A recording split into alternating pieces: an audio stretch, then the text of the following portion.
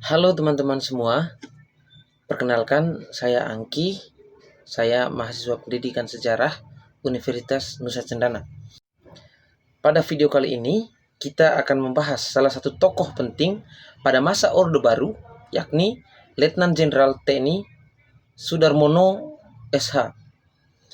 Tokoh ini dikenal sebagai Wakil Presiden Indonesia pada masa 1988 hingga 1993 dan menjadi salah satu figur yang sangat berpengaruh dalam pembangunan birokrasi pemerintahan serta penguatan golongan karya atau Golkar pada masa pemerintahan Soeharto. Lalu, siapa sebenarnya Sudarmono? Bagaimana perjalanan hidupnya? Apa saja kontribusi dan pengaruhnya terhadap politik Indonesia pada masa Orde Baru? Mari kita simak untuk menemukan jawabannya.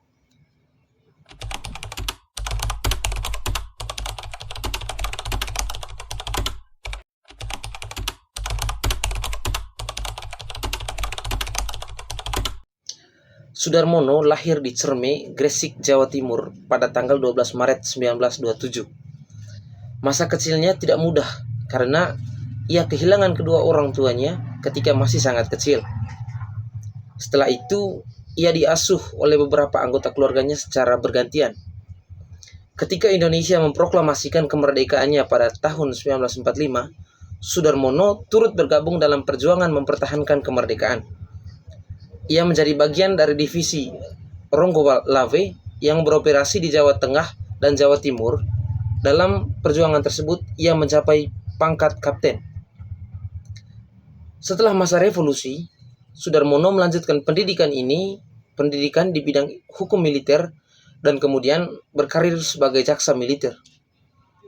Latar belakang hukum yang dimilikinya membuat ia dikenal sebagai perwira yang menonjol dalam bidang administrasi dan pemerintahan dibandingkan operasi militer.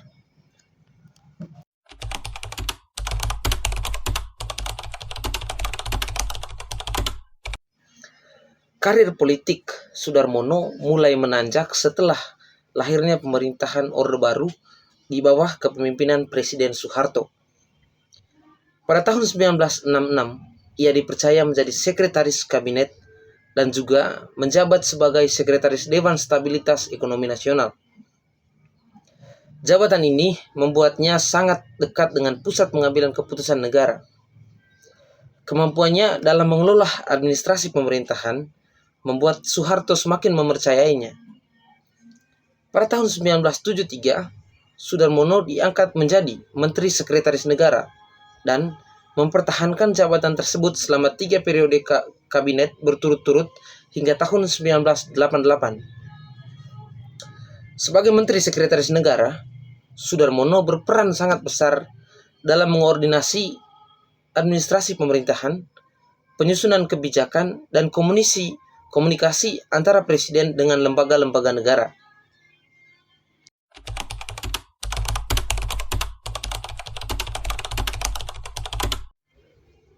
Selain berkiprah dalam dunia pemerintahan, Sudarmono juga memainkan peran sangat penting dalam dunia politik Indonesia. Pada masa Orde Baru, golongan karya atau kita kenal Golkar merupakan kekuatan politik dominan yang selalu memenangkan setiap pemilu. Pada Musyawarah Nasional Golkar tahun 1983, Sudarmono terpilih menjadi Ketua Umum Golkar dengan dukungan Presiden Soeharto. Di bawah kepemimpinannya, Golkar semakin memperkuat jaringan politik hingga ke tingkat daerah. Organisasi partai diperkuat melalui birokrasi pemerintahan, sehingga Golkar mampu mempertahankan dominasinya dalam berbagai pemilihan umum pada masa Orde Baru. Karena kedekatannya dengan Presiden Soeharto dan kemampuannya mengelola organisasi politik, banyak pihak pada waktu itu menganggap Sudarmono sebagai salah satu tokoh paling berpengaruh setelah Soeharto.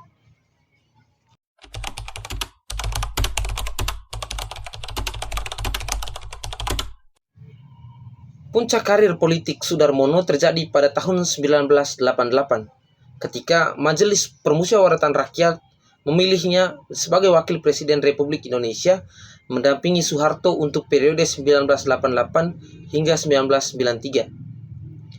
Sebagai Wakil Presiden, Sudarmono berusaha meningkatkan efektivitas pengawasan pembangunan nasional. Beberapa langkah yang diambil olehnya antara lain, yang pertama, mendorong peningkatan koordinasi antar instansi pemerintahan. Yang kedua, melaksanakan kunjungan kerja ke berbagai daerah. Yang ketiga, mengembangkan mekanisme pengawasan pelaksanaan pembangunan. Yang keempat, mendorong partisipasi masyarakat dalam memberikan laporan terhadap penyimpangan birokrasi. Pada masa jabatannya, ia juga memperkenalkan sistem pengaduan masyarakat yang dikenal melalui Tromol Pos 5000 yang memungkinkan masyarakat menyampaikan laporan atau keluhan kepada pemerintahan.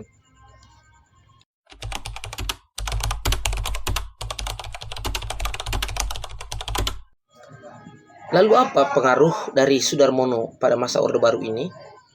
Sudarmono memiliki pengaruh yang cukup besar dalam kehidupan politik Indonesia selama masa Orde Baru. Yang pertama, penguatan birokrasi negara. Sebagai Menteri Sekretaris Negara selama 15 tahun, Sudarmono membantu mengembangkan sistem administrasi pemerintahan yang lebih terorganisasi dan terpusat.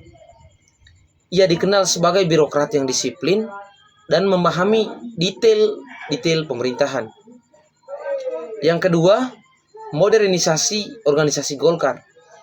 Di bawah kepemimpinannya, Golkar berkembang menjadi organisasi politik yang sangat kuat dan memiliki jaringan luas di seluruh Indonesia.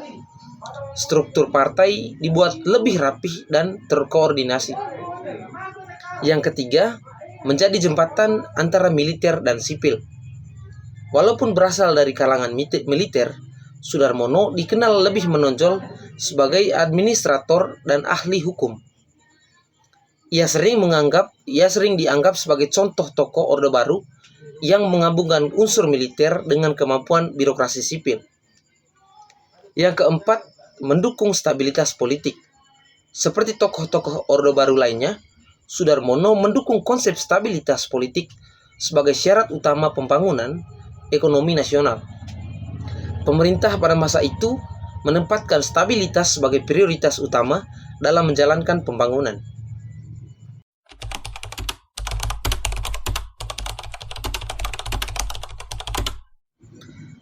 Sebagai tokoh penting masa Orde Baru, Sudarmono tentunya tidak lepas dari kritik ataupun kontroversi yang terjadi pada masa Orde Baru.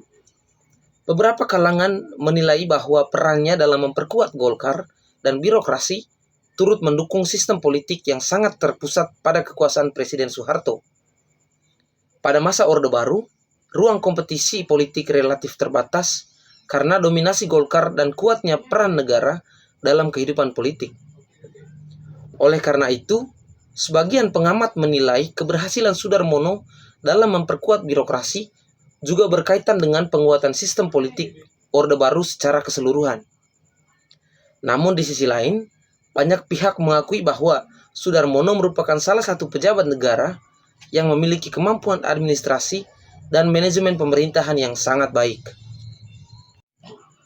Terima kasih telah menyimak video tentang Sudarmono. Semoga apa yang saya bahas bisa diserap oleh teman-teman, dan mohon maaf bila terdapat kesalahan kata, ataupun mohon maaf bila materi yang saya sampaikan terdapat banyak kekurangan ataupun terdapat hal-hal yang tidak benar atau tidak valid. Tapi yang pasti bahwa video ini adalah sebuah latihan bagi saya untuk bagaimana bisa menjelaskan suatu materi melalui video. Demikian dari saya Angki, saya pamit undur diri. Terima kasih.